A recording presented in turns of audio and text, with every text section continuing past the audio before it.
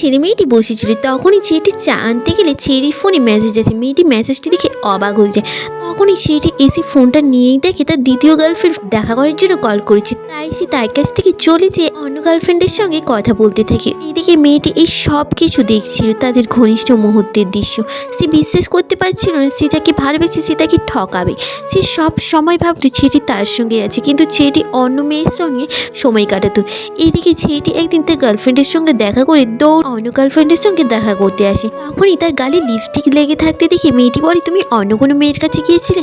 এইটা শুনে ছেলেটি তাকে রাগ দেখাতে থাকে। মেয়েটি তার পা ধরে, কিন্তু সে তাকে ক্ষমা করে না, সেখান থেকে উঠে চলে যায়। পরের দিনই তার গার্লফ্রেন্ডকে বার্থডে ইউজ করতে যায়। তখনই দেখে সে একটি অন্য জনের সঙ্গে ঘনিষ্ঠ অবস্থায় আছে। এইটা দেখে সে বুঝতে পারে সে কত বড় ভুল করেছে জীবনে।